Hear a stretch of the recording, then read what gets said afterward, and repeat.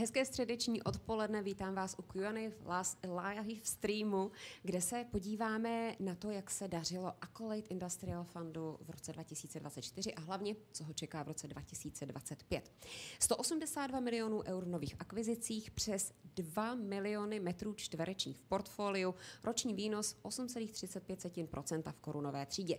Rok 2024 byl pro Accolade Industrial Fund rokem stabilizace a růstu. Po turbulentním období se hodnoty průmyslových nemovitostí ustálily, nájemné v Evropě rostlo a investiční aktivita nabrala opět na síle. Výsledkem je nejen silné cash flow a nízká neobsazenost, ale taky strategické akvizice a refinancování ve výši 370 milionů eur. Co za těmi čísly stojí a jaké výzvy a příležitosti přinese rok 2025? Na to se zeptáme přímo těch nejpovolanějších spoluzakladatelů Accolade Industrial Fund Milana Kratiny a Zdeňka Šoustala. Dobrý den, pánové. Já bych vás mohla uvítat taky jako vítejte v Hollywoodu, když bych odkázala na váš zaběhlý slogan. Gratuluju k ocenění EY Podnikatel roku, které jste si včera převzali. Co pro vás to ocenění znamená? Zdeňku. Tak dobrý den, vážené dámy, vážení pánové. Představte si, že jste sportovec. A jako sportovec chcete vyhrát olympiádu, ideálně opakovaně. Když jste herec, herečka, tak chcete vyhrát Oscara, samozřejmě ideálně opakovaně. A když jste podnikatel, tak máte tu výhodu, že máte ocenění 2. Jedno je vaše výsledovka, tu máte každý rok opakovaně. Ale ocenění EY Podnikatel roku můžete dostat jenom jednou za život, nebo respektive vyhrát jednou za život. A to se podařilo, Milane? Je to pro nás velká podsta a já taky dobrý den našim divákům, díky, že jste si udělali čas. Je to pro nás ohromná podsta a je to hlavně jako ocenění nejenom naší práce, ale je to i ocenění našeho týmu. Je to ocenění našich investorů, bez kterých bychom to ocenění nemohli dostat. A je to samozřejmě i ocenění našich obchodních partnerů, nebo které patří našim obchodním partnerům. Takže my opravdu všem děkujeme, protože se nám, věřím, povedlo vytvořit jako ekosystém, který pomáhá českým lidem bohatnout a společnostem růst v České republice a v celé Evropě. No a jak se to bude dařit i dál, o tom bude ta následující hodina. Vy už posíláte otázky prostřednictvím aplikace Slido, na kterou jste také dostali odkaz v e-mailu, kde jste byli pozvaní na toto naše setkání, tudíž prosím neptejte se přes LinkedIn, kde nás sledujete, ale ptejte se právě prostřednictvím aplikace Slido. Děláte to už několik dní, takže otázek je skutečně hodně. Pánové, já začnu takovou obecnější za sebe, než se vrhnu na ty všechny konkrétní, kterých je opravdu velká řada. Co pro vás bylo v roce 2024 výjimečné? Tak ten rok 2024 byl opravdu, vy už jste to hezky zmiňovala v tom úvodu, to byl rok stabilizace. Opravdu ceny jako yieldy komerčních nemovitostí už se stabilizovaly, začala speciálně v druhé polovině toho roku 2024, tak se dokončilo spousta jako významných transakcí napříč Evropou a vlastně jsme i viděli poprvé kontinuálně od roku 2022 do roku 2023-2024, tak ta cena nemovitostí spíš klesala, to znamená, ta výnosová křivka rostla. A v roce 2024 a teď speciálně ve 3. 4. kvartále už jsme viděli trhy, kde naopak se zase ta výnosová křivka jako posunula, kde ceny nemovitostí rostou. Začal to Londýn, a následovalo Německo, Francie, Švédsko a Polsko, což třeba pro nás je jako velmi zajímavé. Zdeňku, co bylo výjimečné pro vás? Byl to optimismus na tom trhu. Bohužel začal rok 2025 a máme nového amerického prezidenta, tak samozřejmě ta volatilita a ta nepředvídatelnost těch trhů se trošku vrátila. Tak uvidíme, co nám přinese rok 2025. No a na to se právě investoři ptají, co přinese rok 2025. A já začnu hned začnu v České republice. V současné době se mluví o nové rozsáhlé výstavbě hal v ČR. Je to opravdu velký rozvoj nebo jen mediální. Začalo se více stavět v ČR spekulativně, bez zajištěného nájemce. Vývoj cen hal v ČR, jak vidíte, těch otázek je tam několik. Tak skutečně se staví, jak se budou vyvíjet ceny a je to spíše spekulativně nebo pro konkrétního klienta? Když se podíváme na data Industrial Research Fora, které sdružuje ty největší poradenské společnosti jako CBRE, Cushman, IOP, Colliers a další, tak v České republice bylo dodáno na trh 515 000 metrů průmyslových hal a v roce 2024, takže proti těm předchozím post-covidovým letům je to výrazný pokles a je na tom právě vidět i to, že se jako trošku skončilo se spekulativní výstavbou a zároveň se třeba nedodalo tolik velkých projektů na ten trh, jako byl historicky Amazon, jako byly historicky jako některé další jako veliké projekty.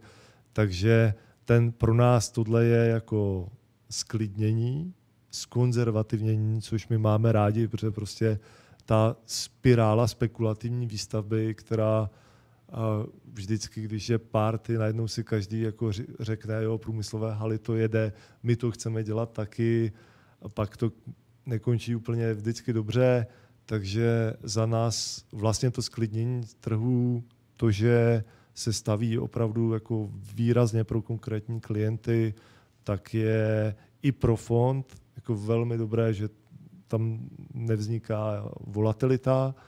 A co se nájmu týče, tak je tam bod 1 je pořád mezi trhem a naším fondem je opravdu jako výrazný rozdíl v nájemném, v tom průměrném, ale zároveň vnímáme to, že nájmy průmyslových nemovitostí už dramaticky nerostou. V Evropě rostou opravdu o jednotky procent a v České republice spíš klesají, ale oni klesají z toho maxima z toho roku 2022, kdy opravdu ty nájmy byly postavené na stavebních nákladech, které byly o desítky procent vyšší, než jsou dneska. Takže tím, že se zlevnilo, tím, že se ten trh stabilizoval a vlastně víme, kde ty hodnoty nemovitostí jsou, tak ti jako investoři do developmentu a i naši konkurenti tak jsou schopni vlastně dávat ty nájmy o něco nižší, než je ten pík z roku 2022 a začátku 2023, ale je to jako stále výrazně více, než je jako náš průměr v našem Accolade Industrial Fund. Samozřejmě investory zajímá nejen český trh, ale hlavně ten polský. Jak se vyvíjí polský logistický trh celkově? Nová výstavba, ceny nemovitostí, neobsazenost. A to nejen za trh, ale i konkrétně za portfolio Accolade. 18 je tam projektů, myslím.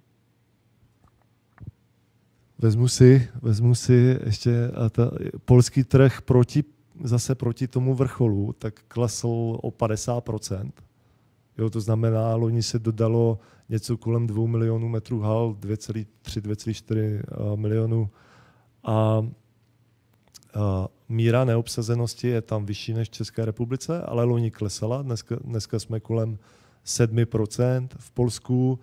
A co se týče našeho portfolia, celkového portfolia dneska Accolade Industrial Fundu v České republice, v Polsku a v dalších zemích, tak naše obsazenost je cca 99%, takže nám se opravdu jako daří za prvé vybírat nájmy a za druhé buď prodlužovat, anebo doobsazovat nemovitosti. Takže Polsko vnímáme, že proti tomu trhu, který byl schopný generovat již více než 4 milionů metrů, tak tam došlo jako k významnému zbrždění, což znovu my máme rádi, protože nechceme jako významně jako rychlý spekulativní trh, ale pěkně jako konzervativní, kde není žádná divočina, že to řeknu takhle lidově. A může pak být dobrá obsazenost?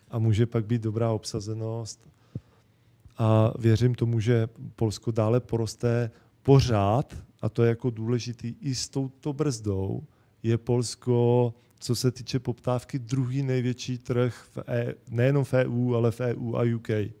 Jo, takže když se podíváme na celkovou poptávku v Evropě, tak Polsko po Německu je číslo 2. Já si opravdu myslím, že Polsko je dneska nejlepší ekonomika v Evropě.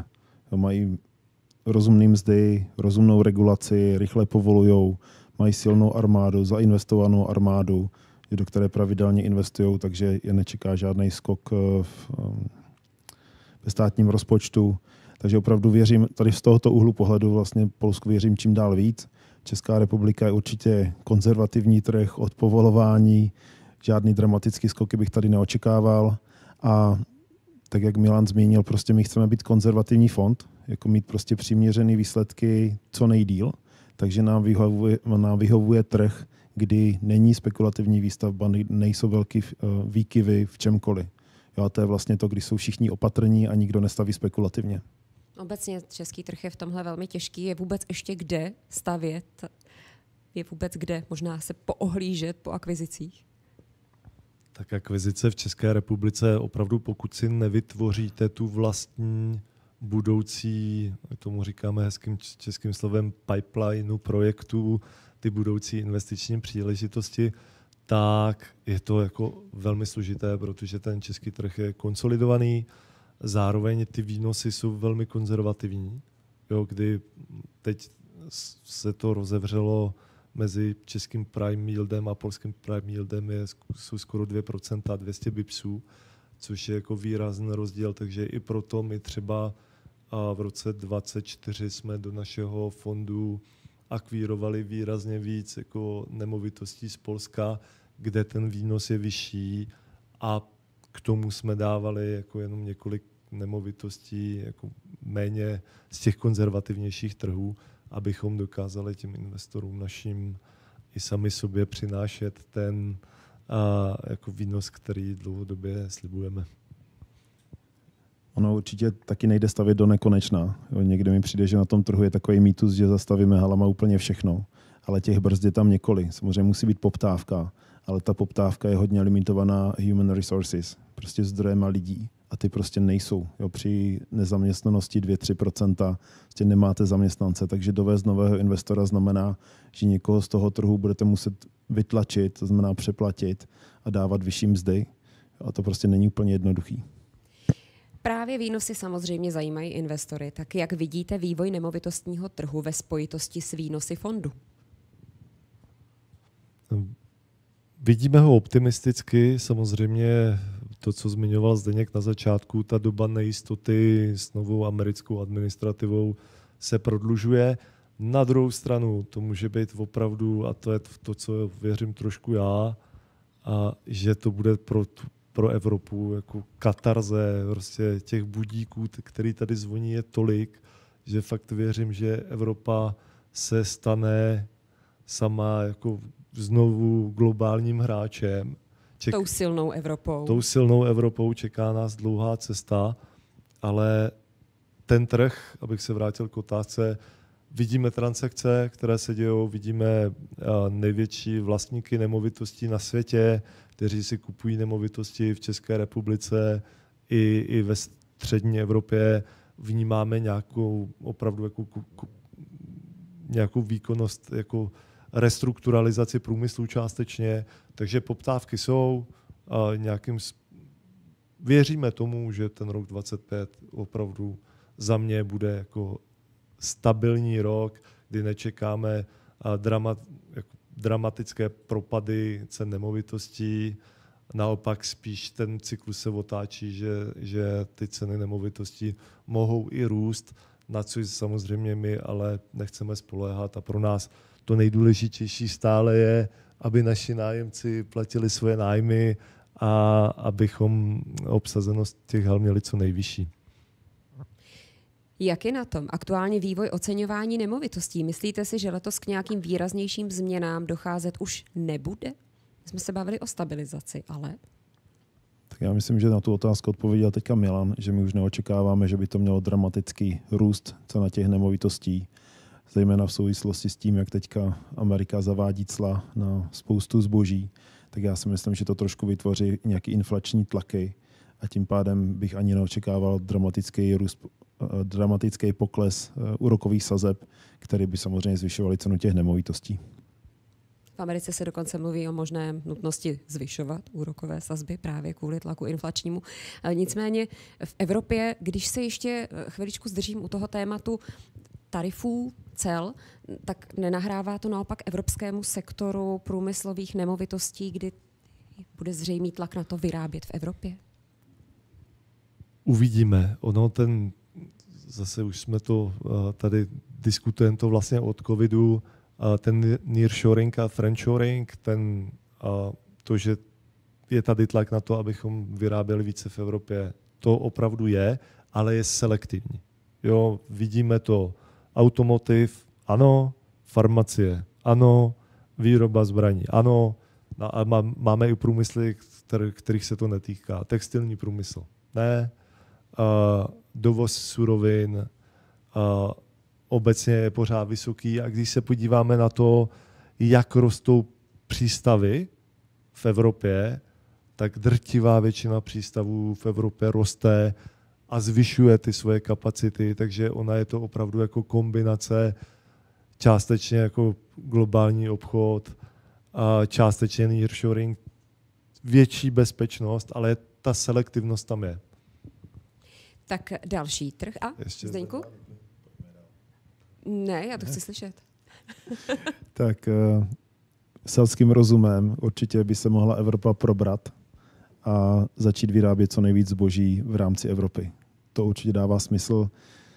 Trošku si nejsem úplně jistý, jestli ten selský rozum v politice funguje, ale když se podíváme, co způsobil covid s dopravníma řetězcema, když se podíváme, co způsobila válka, energetická krize, tak teďka ta politická tenze určitě nepřináší nic dobrého, takže bylo by to logické, aby byla větší poptávka. Má to samozřejmě pár ale a jedna je, že v Evropě nemůže být tak drahá energie, jak je, protože ta vymaže veškerý těžký průmysl. A druhá je, aby lidi měli za co kupovat. Jo, prostě potřebujete mít jako silný, koupěschopný obyvatelstvo, aby udrželo ten trh. Jo, takže prostě toto jsou nějaké předpoklady, aby toto fungovalo. Ještě doplním, ono samozřejmě veškerý ten nearshoring, friendshoring je cesta k nezávislosti Evropy, ale ty řetězce, jak byly vymyšlené a dodavatelské, tak oni vedli k nějaké míře efektivity a my to budeme právě, je to jako další inflační tlak, i to, že se vlastně skladuje dneska víc zboží, aby nebyly výpadky, ať už pro výrobu, anebo pro koncové uživatele, to znamená, potřebujete víc prostoru, tak vy vlastně platíte víc skladů a víc výrobních prostor a tím pádem jako trošku zvyšujete cenu těch koncových výrobků, takže bude to souboj nezávislost versus inflace a věřím tomu, že najdeme nějakou hezkou rozumnou míru. Jen si říkám, že ten tlak na to, aby Evropa byla soběstačnější, tak potvrzuje i vyjádření budoucího pravděpodobného německého kancléře Merze, který řekl, že je na čase uvolnit dluhovou brzdu v Německu a dát 500 bilionu eur, myslím, na infrastrukturu a obranu. Tak uvidíme, jak to skutečně bude, ale my se přesuneme do Španělska, protože tady, jak zaznívá od vás, Španělsku se daří. Jaké jsou zde další plány? Španělsku se daří. Jo, zase pro fond, my jsme jako to naše portfolio rozšířili o tu nemovitost Bridgestoneu a koukáme se na další investiční příležitosti, které ten trh nabízí, ale pořád musíme ten trh stále výnosově je jako spíš ten konzervativnější. Jo. Ty výnosy se tam pohybují někde mezi 5-20 až 6%.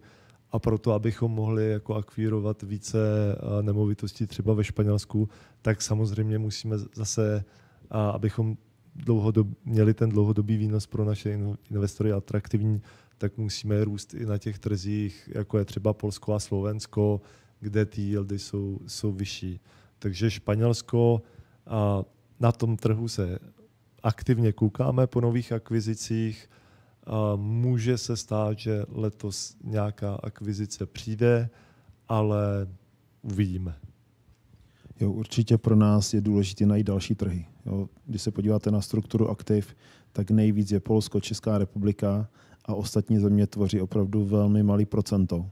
Takže my na to, aby jsme byli správně diverzifikovaný fond, tak jak jsme postupně vytvořili napřed Českou republiku, potom Polsko, tak teďka potřebujeme najít další 1-2 silné trhy, aby prostě ta diverzifikace byla podstatně lepší než je teď. To už jsme skoro odpověděli na další otázku, na jakých trzích nyní plánuje Accolade největší rozvoj. Kam bude směřovat diverzifikace, která se nyní soustředí na 2 země, což jste teď potvrdil, a kde vidíte velký potenciál, kde naopak je potřeba být více opatrný. Je třeba v hledáčku i úplně nový trh? Vy jste zmiňoval Slovensko s vyšším yieldem, ale tam je, myslím, jeden projekt. Jo, tak, věřím, že i na Slovensku něco přibude. Obecně pro nás, aby to dávalo smysl i jako z toho pohledu jako dlouhodobého držení, tak bychom měli na těch trzích mít nejméně 250 000 metrů. S tím, že čtverečních hal, s tím, že dlouhodobě dokonce 500 000 metrů.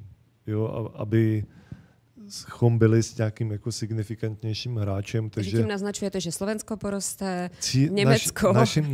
Naším dlouhodobým cílem je opravdu nerozesévat vlajky a mít jeden projekt tady a druhý tamhle a držet a přemýšlet o jako náročných strukturách, ale je to opravdu o tom, aby v té konkrétní zemi, a to zase zpětně odpovídám i to Španělsko, dlouhodobě bychom chtěli mít opravdu víc než 250 000 metrů čtverečních hal. V každé, kde dneska jsme. Stejně tak, když se podíváte na naše kanceláře, tak máme 2 v Polsku, 2 ve Španělsku, 1 v Čechách. Tak my budujeme kanceláře, aby jsme byli blízko našim nájemcům.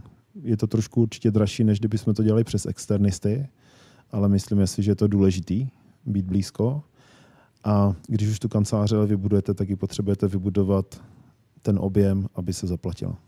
Takže taky dobrý náznak toho, kde chcete růst. Když jsme se bavili o tom ekonomickém vývoji, tak s tím souvisí následující dotaz. Co říkáte na oblast výroby a hlavně automotiv, zejména ve světle německých automobilek a výrobních firm a jejich aktuální úpadek? Děkuji za otázku. My vidíme spoustu klientů z automotiv, kteří přemýšlí o tom, jakým způsobem vlastně reagovat na tu nastálou situaci. Například BMW vlastně teďka jako rozjíždí výrobu té své nové klase. Je to úplně jako nový projekt, nová třída jako elektromobilů a vidíme spoustu našich jako klientů i když se podíváme na to, co se stalo mimo fond na tom trhu, tak tam vidíme spoustu klientů, kteří vlastně rostli v České republice a jsou spojení vlastně s tou budoucností BMW a vlastně je to kombinování toho portfolia, co už mají. Takže já obecně, co vnímám, tak je, že automotiv na to reaguje, ty velké německé společnosti na to reagují, přesouvají se i jako částečně zefektivňují. Já si myslím, že jako možná některé měly trošku víc tuků a teď se ho snaží jako zbavit, takže ten tlak na efektivitu některých procesů, typicky aftermarket třeba, tak vede k tomu, že jsou jako velmi poptávané haly v České republice a v Polsku. A je tam i jako strategický krok 2, to je dneska jako čínský technologický náskok. Jsme zas u EU. Já jako v Evropě, bejt Friedrich Merz, tak řeknu Uršule, všechny země, které historicky uvalili, jakoby měli v podmínkách to, že v jejich zemích jste museli dělat 50-50 joint venture, abyste na ten trh mohli přijít. Tak pokud ty země chtějí vyrábět v Evropě a nechtějí podléhat clům, tak by to měli udělat stejně. Jo, a to mi přijde jako, že úplně jako na to vlastně ta Čína nemůže vůbec nic říct. Jo, prostě ta BID nemůže nic říct.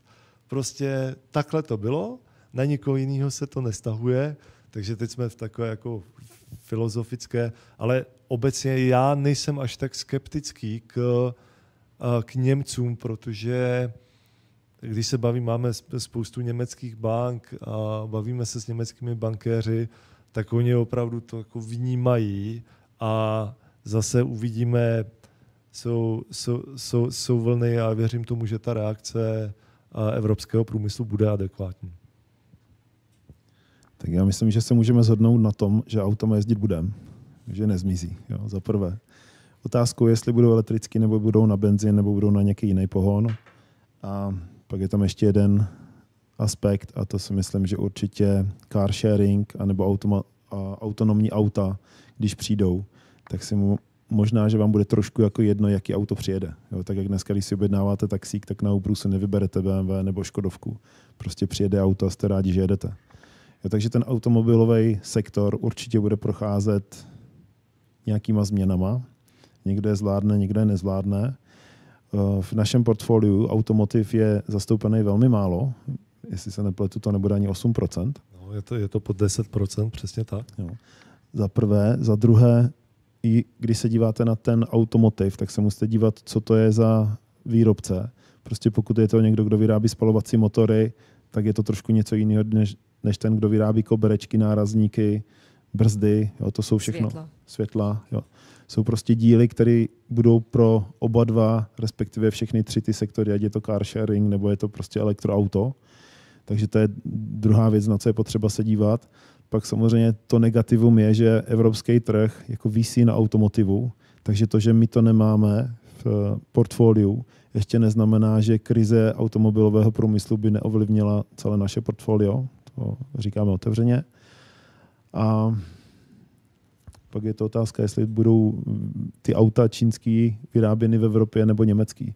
Ale já jsem teda zastáncem volného obchodu, takže já bych žádný tady ty to je opatření. Hezká prostě, reciprocita. Volný obchod. Já vím, ale prostě nesouhlasím s tím, to je celý.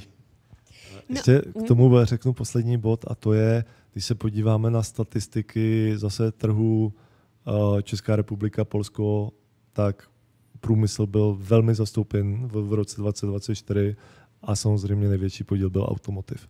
Takže automotiv opravdu jako roste a nějakým způsobem ta restrukturalizace tam je. Možná ještě jedna drobnost. Jestli se ty auta v Evropě budou vyrábět, tak to rozhodně nebude Německo nebo Francie. Jo, určitě to bude Polsko, Česká republika, Slovensko, Maďarsko. Prostě, aby byli schopni konkurovat čínské konkurenci nebo obecně asijské konkurenci, tak musí být levnější. Takže prostě ty regiony, tam, kde jsme my, tak já věřím tomu, že tam to půjde. Vy jste zmínili 10% automotiv, necelých 10% automotiv. A tady je právě hezká otázka, jestli můžete akcionářům zaslat strukturu nájemníků, v případě ty největší jmenovat. Tak my jsme řekli sektorově, ale teď možná to investora zajímá i konkrétně. Tak strukturu nájemců, jenom řeknu, máme na webu investiční ty naše prezentace, tak tam to máme jak strukturu těch největších nájemců, tak máme, i když si potom rozkliknete organigram, tak tam jsou vidět ty nájemci pod jednotlivými projektovými společnostmi, takže to je jako veřejně dostupná informace. Ono jich je víc než 110, ke 120 se to blíží, jako, myslím.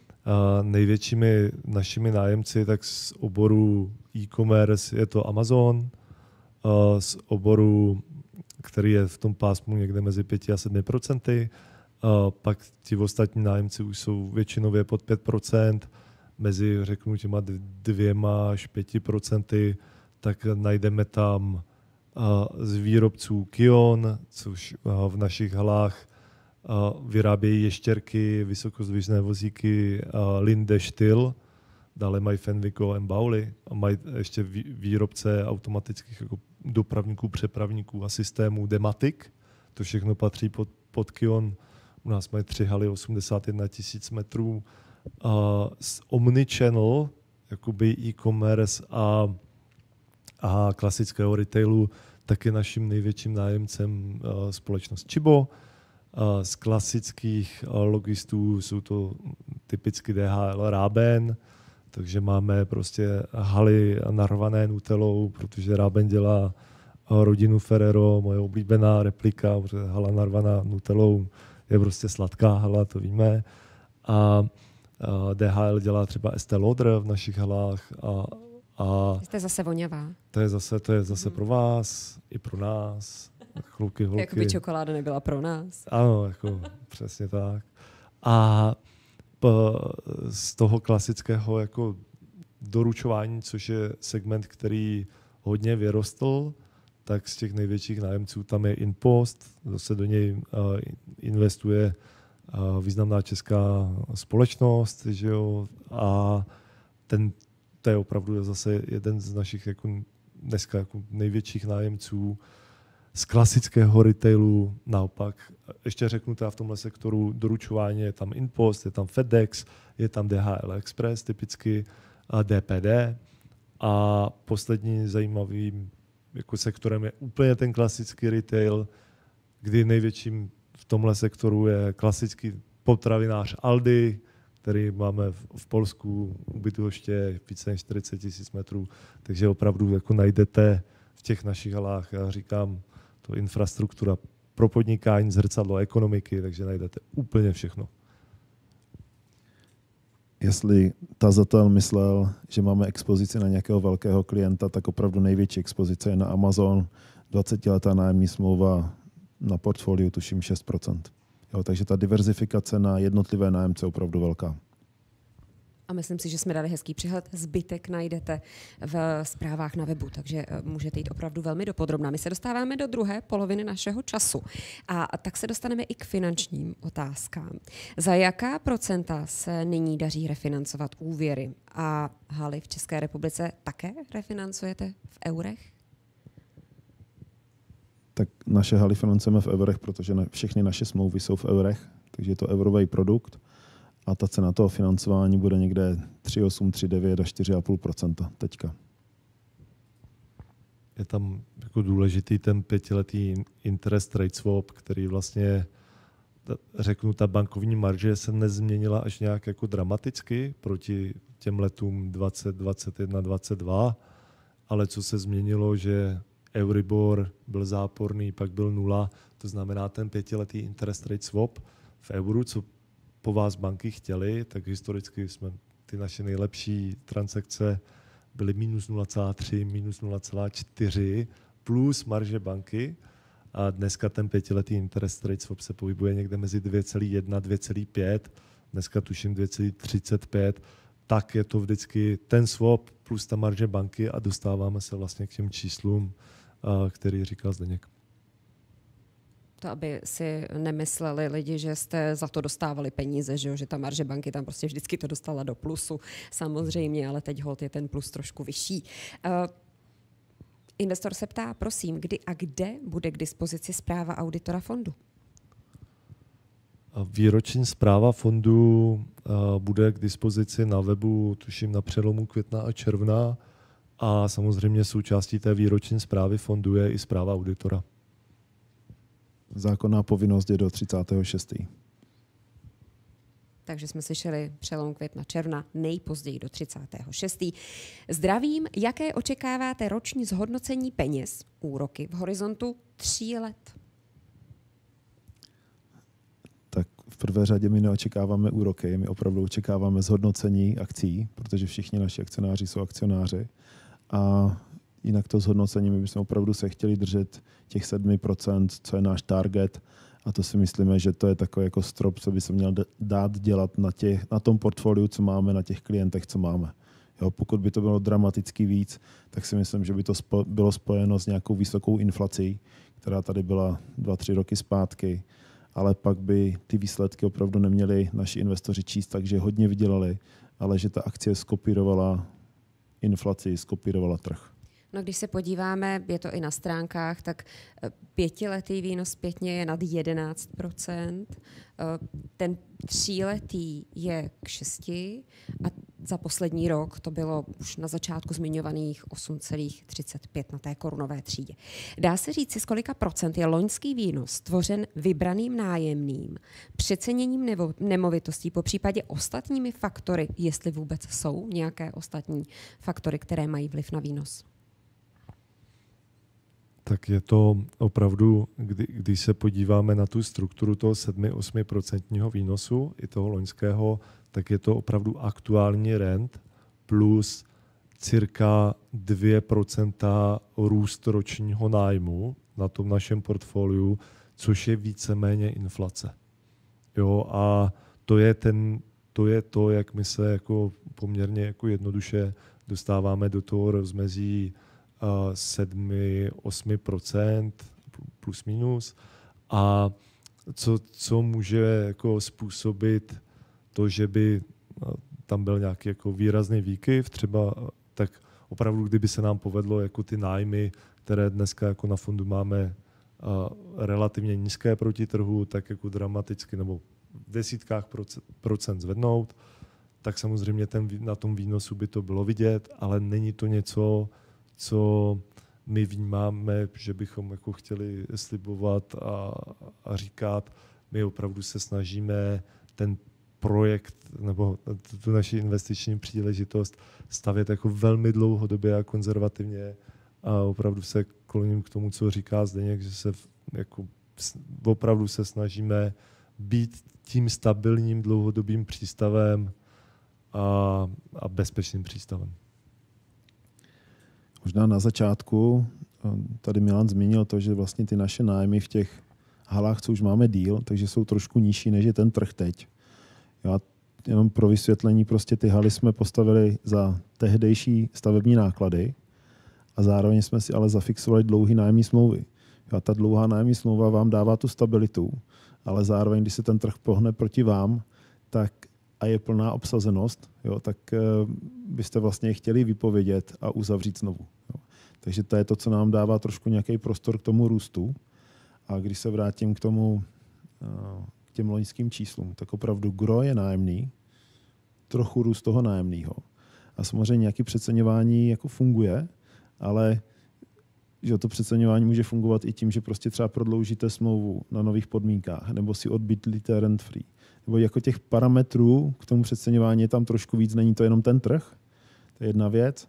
A potom taky na našich akcích můžete vidět, že v některých letech je větší rozdíl mezi růstem akcí eurovou a korunovou. A to je taky kvůli tomu, že prostě jsou tam nějaké kurzové rozdíly. Vy vlastně nezajišťujete tu korunovou třídu, takže pak kurz koruny ovlivňuje výnos. No, pak my právě, že zajišťujeme. Jo, takže my, a to zajišťování něco stojí, takže když by trh se choval úplně stejně, tak vlastně korunová akcie by měla vydělávat přesně to samé, co eurová, minus ten kost toho zajištění.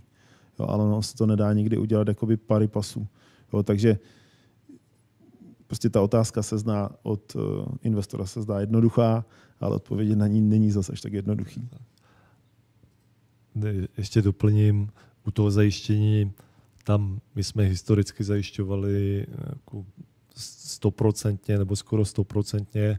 Poslední roky to 100% nejde, protože už ta expozice vůči bankám je jako v desítkách miliard. Tím pádem dneska zajišťujeme cirka 50, něco mezi 40 a 60% objemu realizovaných peněz v korunách.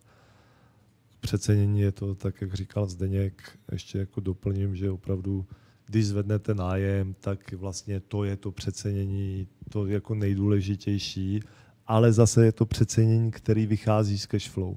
Není to, že najednou ten samý barák s tím samým nájemným je dvakrát dražší. Je to opravdu ten samý barák, mělo by to fungovat tak, že ten samý dům, když zvedneme nájem o 20%, tak by měl být o 20% prostě vyšší hodnota. Ještě pro upřesnění, leverage fondu je 53%, takže všechny úvěry 53% hodnoty portfolia jsou v eurech, 47% je ekvita od investorů a tady na této ekvitě přes 55% máme zajištěno. Čili jinak řečeno opravdu gro je nájemné, pak je tam nějaké přecenění a další vlivy jsou například ten kurz koruny, ale ve velmi omezeném rozsahu vzhledem k zajištění. Ano. Tak, děkuju. O kolik procent výše se v průměru daří renegociovat nájemní smlouvy Polsko, Česká republika? Kolik jich bude v příštích 3 letech a na jak dlouhou dobu se v průměru nové smlouvy uzavírají? To nechám na Milana. Já začnu těmi příštími 3 roky. Tam si myslím, že my teď renegociujeme většinou kolem nějakých 5 až 10% ročně. Jo, a samozřejmě ještě jak tím, jakým způsobem v některých letech je to trošku víc, v některých letech je zase to trošku míň a tím, jak se to dělá kontinuálně, že někteří nájemci nečekají na konec toho nájmu, ale opravdu něco chtějí jako v průběhu, tak se na to jako snažíme na tom pracovat a já myslím si, že když řeknu číslo 25%, tamhle se podívám do režie během 3 let, tak myslím si, že to je v pořádku. A co se týče těch renegociací, tak opravdu v České republice ten růst těch nájmů byl jako o desítky procent, v Polsku je taky o desítky procent.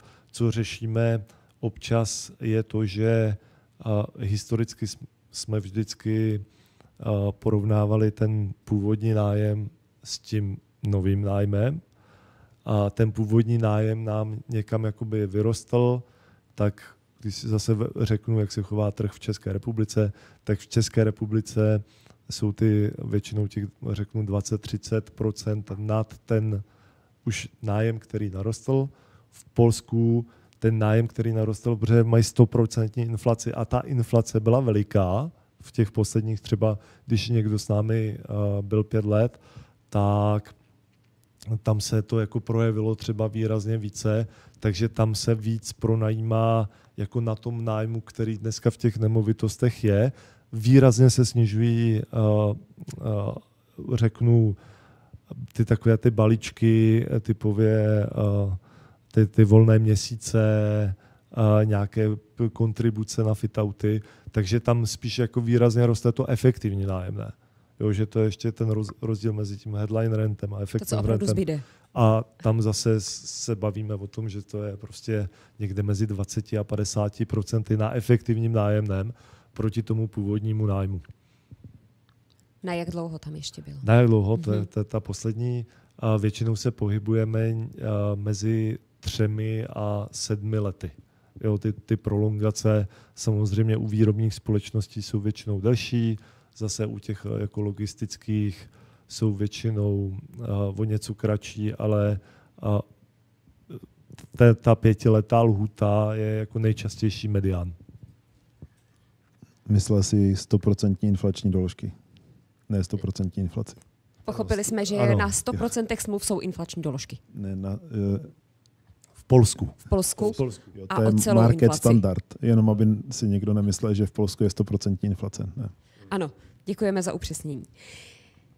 Další otázka. V dalších letech se již nedá počítat s navýšením výnosů z nájmů. Přecenění hodnoty portfolia je v nedohlednu. Tak jediným možným způsobem akcelerace fondu, jak z pohledu velikosti, tak výnosů, je spojení developerské části a nájemní části biznisu skupiny Accolade. Plánujete něco takového? A souhlasíte s tím, že se nedá počítat s navýšením výnosů ani přeceněním? Já zodpovím tu první část, pak Zdeněk naváže s tou druhou a já to pak ještě doplním. Ale opravdu ten rozdíl mezi současným nájemným ve fondu a tržním nájemným na většině trhu je opravdu jako veliký. To znamená, ty nájmy v rámci těch prolongací opravdu jsme schopni zvedat, ale zároveň je tam i to B, co možná jsme jako zmínili jenom trošku na začátku. Ono nám to pomůže v tom jako výkonu, ten výkon může být díky tomu dramaticky vyšší, ale, a to jsme nezmínili explicitně, samozřejmě i to financování bude dražší, jo? Že opravdu v momentě, kdy to naše financování, přesně jak Zdeněk říkal, to rozmezí 3,844, tak v momentě, kdy to financování bylo za kolem 1,5%, tak významná část toho jako navýšení nájemného nebo určitá část jde na to financování. Takže růst nájmu máme, funguje i do výnosu toho, na který targetujeme. A co se týče té výnosové křivky, tak to už vidíme, že ten cyklus se obrátil, ale na to nechceme sázet. Jo, my opravdu, pro nás nejlepší věc je, když je to takhle vlastně flat, to placaté a opravdu hrajeme tu hru jenom s tím nájemném, nespekulujeme, že kakao půjde nahoru a stříbro, zlato půjde dolů, ale prostě že to je jako to, ale konzervativně stabilní. Konzervativně stabilní, hezky řečeno, ale i tam vidíme, jak jsem zmiňoval, ty trhy Londýn, Francie, Švédsko, Německo, už ty první drop, tomu říkají hezky anglicky. Takže i tam vidíme, že ty výnosy prostě vnímáme stabilní a je tam jako určitý potenciál, na který nechceme sázet. A poslední je ta jako developerská investiční část. Tady bych poprosil Zdeňka, aby to dokumentoval, a já to dokumentuju. Nebo mám začít a ty si to pak... Developerské a nájemní. Ja. To je taková naše diskuze, tak proto se tomu trošku smějeme. Já bych možná začal tím, že když se podíváte na naše portfolio, tak prostě top 10 společností prostě všichni budou znát. Jsou to opravdu největší společnosti nebo jedny z největších společností na světě. Máme dlouhý nájemní smlouvy, máme nový portfolio. Ty naše parky jsou velký. Jo? Prostě to nejsou rozesetý malý baráky někde jako po vesnicích, ale jsou to jako top locations. A prostě když máte takový portfolio, tak možná, že to není úplně pařížská. Jo? Asi kdyby jsme ty baráky ještě měli někde v centru Prahy nebo na kraji Prahy, my jsme prostě šli do trošku jako jiných lokalit, tak dokážu si představit ještě možná trošku konzervativnější portfolio, ale prostě tam nedáte yield 7. Jo, to prostě nejde. Takže já věřím tomu, že máme super produkt, kde když uděláme 7, tak je to prostě pecka. A s tím by ti investoři s náma měli investovat. Jo? Že to není prostě srovnávat industriální fond a industriální fond není to samý. Jo? Podívejte se na stáří baráku, podívejte se na kvalitu nájemců, podívejte se na délku nájemních smluv, podívejte se na velikost těch parků. Jo? Prostě čím ten park je větší, tím má větší flexibilitu. A znamená to, že pokud jste do jedné lokality dostali 5 nájemců, tak to není, že jste měli zrovna to štěstí a ten první nájemce šel do Ratají, to je mé vesnice, kde jsem se narodil. Jo? Prostě můžete mít to štěstí, že postavíte v Ratají halu a přijde tam nájemce. Ale to štěstí jste si vybrali na začátku a pravděpodobnost, že tam přijde ten druhý, už je malá. Ale pokud v Chebu máme prostě 5 nájemců, tak už jsme 5krát potvrdili, a nejenom my, ale ta mezinárodní společnost, že to je jako super lokace. A pokud máte takový produkt, tak prostě, tak když si koupíte činžovní dům v Pařížské, tak taky nemůžete očekávat, že tam bude nějaký raketový růst. Jo, za prvé.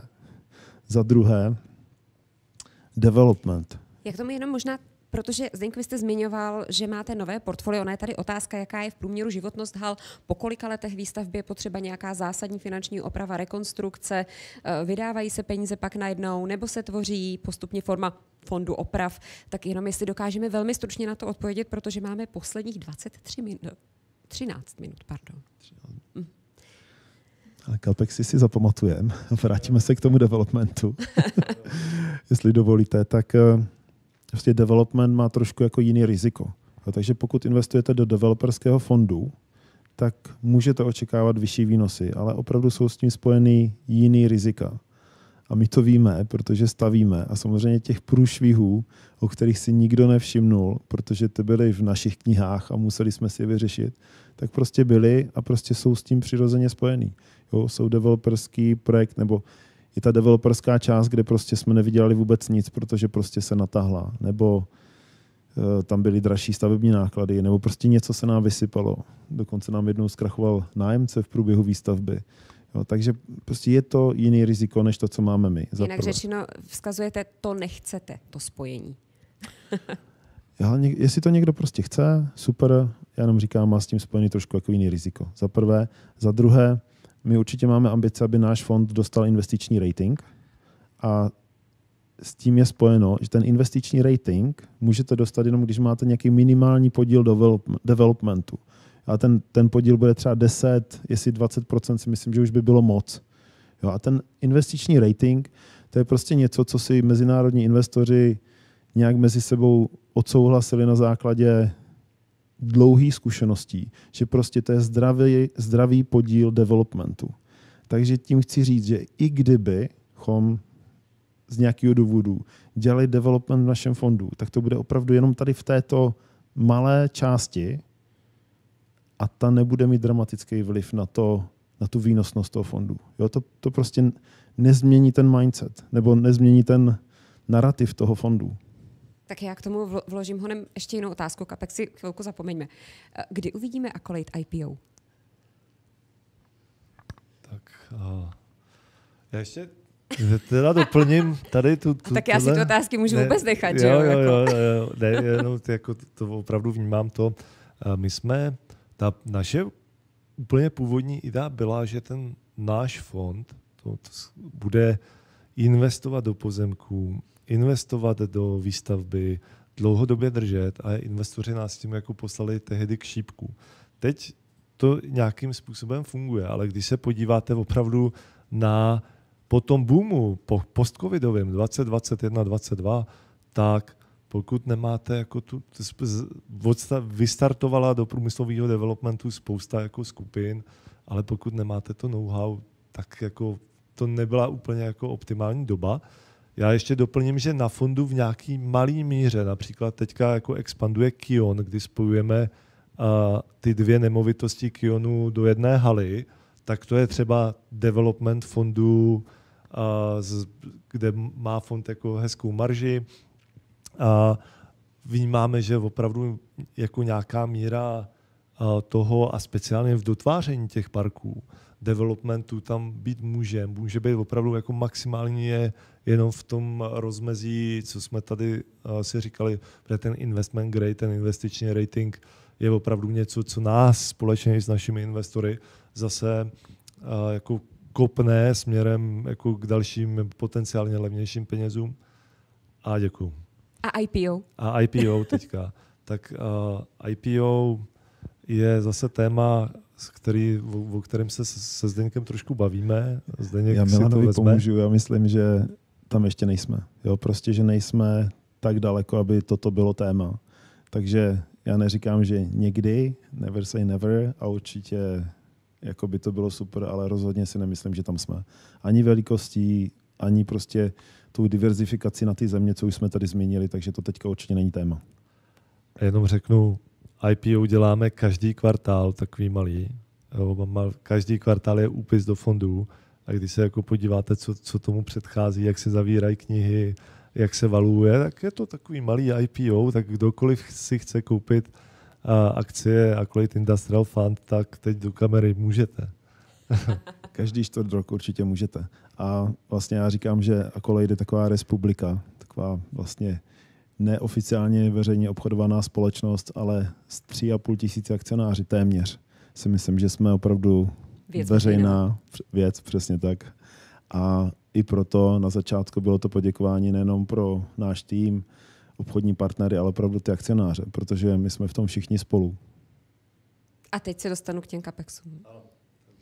Tak. Průměrná životnost haly určitě více než 30 let. Když se podíváte na některé haly našich konkurentů, tak třeba jeden z nejstarších parků na D1, Prologis v Hříčanech nebo Prologis v Rudné, Segro v Hostivicích, tyhle parky všechny začaly kolem roku 2000. A vlastně vy úplně jako nevidíte, na některých budovách je vidět, že jsou jako starší, ale pro laika to není moc poznat. Pro nás nejdůležitější je opravdu mít jako silný asset management tým, který ve spolupráci s nájemcem jako opravdu dohlíží na to, aby ten nájemce tu halu neničil. Dlouhodobě kontrolujeme kvalitu podlah, dlouhodobě kontrolujeme kvalitu střechy, podlaha, střecha je něco, co se vlastně jako sleduje nejvíce, protože to můžete jako nejvíc zničit nebo odbydlet.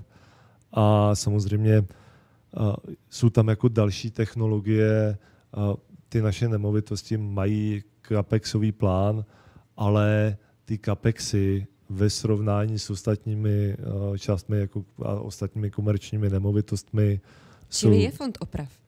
Není fond oprav, ale je jako plán, na který my se koukáme a opravdu my jako, ono je to i o té svědomité práci reklamovat, jo? Že opravdu nájemce vám rozbije sendvičový panel, reklamujete, aby musíte se, opravdu je ten jako rozdíl stejně jako musíte se starat. Já bych vás chtěl uklidnit, že průmyslové nemovitosti, napadá mě snad jediný segment, kde máte nižší capex v nemovitostech, a to je orná půda. Tam ten capex taky vlastně jaký je, měli byste tam dávat nějaké živiny, ale prostě opravdu průmyslové nemovitosti jsou na capexy super nenáročné. Jo, když to srovnám s rezidenčním bydlením, kancelářskýma budovama, shopping centrama, které prostě podléhají nějakým trendům, nějakým designům, tak ta průmyslová nemovitost je tady v tom úplně super, takže tady z tohoto naši investoři nemusí mít strach a je to určitě jeden z důvodů, proč jsem rád, že investujeme do průmyslových nemovitostí a úplně pro lajka, když si koupíte si nový byt, 10 let do něho nešlápnete a přijdete do něho, tak prostě bude starý. Jo, vy ho nikdy neprodáte jako novej. Ale když do té průmyslové haly nové půjdete za 10 let, tak ten rozdíl nebude tak dramatický. Děkuju. Posledních 5 minut a hrozně moc otázek. Tak vezmu rovnou ta, co je tady na řadě. Počet investorů ve fondu na rozdíl od předchozích let výrazně neroste. Tak mě zajímá, co děláte pro to, aby se fundraising vyvíjel dle vašich představ. Kolik procent máte ve fondu peněz od zakladatelů, kolik od institucionálních investorů a kolik od kvalifikovaných? Dají se dělit kvalifikovaní a institucionální? Tak zkusím odpovídat rychle. Takže největší single akcionář v našem fondu je Accolade Holding, to znamená my dva s Milanem máme nějaký 14%. Druhý největší single investor bude mít pod 5%. Jo, takže ta diverzifikace je opravdu velká. Rozdíl kvalifikovaný institucionální? Všichni naši investoři jsou kvalifikovaní, i institucionální jsou kvalifikovaní, takže podle práva máme jenom kvalifikované investory. Když se podíváme na podíl jako peněz z institucionálních investorů a právnických osob, jo, kdy tam máme, prostě my máme pojišťovny, máme církve, máme family office, nechci to teď dělit, tak cirka 25-27% všech investorů jsou buď institucionální nebo právnické osoby a zbytek jsou high net worth individuals, typicky to jste vy, naši kvalifikovaní investoři a samozřejmě máme potom jakoby nominees investory a tam jsou zase města, obce a vy, klasičtí kvalifikovaní investoři, co jdete přes banky, finanční poradce a sítě. Odliv investorů, příliv nových investorů. Já si myslím, že jsme vlastně hrozně happy za ty výsledky, co máme. Jo, to, že prostě jsme měli menší příliv investorů v posledních 2 letech, je normální, přirozený a pokud dostanete 7%, 6% na terminovaném vkladu s týdenní výpovědní dobou, tak prostě tomu náš fond nemůže konkurovat. Jo, a takové období prostě na tom trhu jsou, kde prostě je lepší si kupovat terminované vklady, dluhopisy a pak jsou zase období, kdy je lepší si kupovat ty nemovitostní fondy a myslím si, že zrovna teďka probíhá ta výměna, kdy už ty vklady nejsou tak atraktivní, takže my očekáváme, že zase by se nám měli investoři začít vracet, za prvé. A co se týče toho odlivu, tak jestli se nepletu, tak máme odliv 4% dohromady. Za celou dobu, což mi přijde jako hrozně málo, za to jsme hrozně vděční. A to, že si někdo vybere část svých zisků, jo, to, že si diverzifikuje to svoje portfolio, nebo to, že nám odejdou úplně taky ti první investoři, kteří nám opravdu věřili ty obličeje, protože my jsme nic neměli. Jo, a nesli úplně jiný riziko. Když jsme měli 1 nájemce, 2 nájemce, 3 nájemce, tak to je jiný riziko, než když jich máte 10. Jo, máte 10letý track record. Takže určitě, anebo si třeba vezmou část těch spekulativních peněz a zase zkusí jako něco nového. Ale určitě je to pro nás zdravý, dává nám to takový ten rámec toho, jak můžeme růst, co se týče té velikosti a budeme hrozně rádi, když s náma lidi budou mít prostě tu kolonku Accolade, dlouhodobá konzervativní investice, 7%. Ještě doplním, za těch 10 let Accolade Industrial Fund vyplatil víc než 4 miliardy korun investorům. Ty přílivy byly většinou, každý rok byl příliv větší než odliv. Pro představu, tak jako zajímavý číslo. A ten odliv, kromě toho, co všechno říkal Zdenda, tak taky byli lidi, kteří s náma začali po 60, dneska jim je přes 70 a říkají si, a možná i k 80 a říkají si, mám ještě dělat 5letou investici, takže opravdu nám se to jako obměňuje 10 let fondu je dlouhá doba, jedeme jako 11. sezónu, takže je to úplně zdravý, že si lidi vybírají peníze, je to úplně zdravý, že někteří neprodlužují a je úplně zdravé, že prostě noví investoři chodí. Je tady úplně poslední otázka, tu vezmeme opravdu velmi zkráceně, ale souvisí s tím, co už jste řekli. Investoval jsem poprvé v roce 2020, poté jsem měl několik samostatných nákupů. Proč nemohu uzavřít a prodat celou pozici najednou? Ale musím čekat na poslední nákup z roku 2022. Musím čekat do roku 2027, abych mohl z fondu vystoupit. Proč nemohu podat výpovědi současně? Každá jednotlivá tranče investice je na 5 let. To je v našem statutu a my s tím nemůžeme jakoby nic dělat, takže samozřejmě ten investor si může každou tu svoji tranči, každou tu samostatnou tranči vypovědět, tak aby si vybral po těch 5 letech. Je to pro stabilitu a kontinuitu toho fondu a toho portfolia. A přesně tak. Jo. Prostě tak, jak my jsme se hodně bavili o tom, jak máme diverzifikovanou na země, na nájemce, délka nájemních smluv, tak vy prostě, abyste měl ten produkt stabilní, tak vy potřebujete tu stabilitu i na té pravé straně toho balance sheetu, na pasivech, to znamená dlouhé, levné úvěry, dlouhé peníze od investorů. Takže to vlastně je závazek těch investorů, ale je to závazek, aby všichni jsme drželi tu stabilitu toho fondu. Děkuji za vysvětlení. Ano, vím, je tam ještě spousta otázek, které jste poslali a posíláte, ale bohužel čas už vypršel. Nicméně, odpověď na vaše otázky můžete dostat, jen vás poprosím, jestli byste otázku napsali, poslali na e-mail info@accolade.funds.eu. Odpověď pak dostanete přímo soukromně do e-mailu.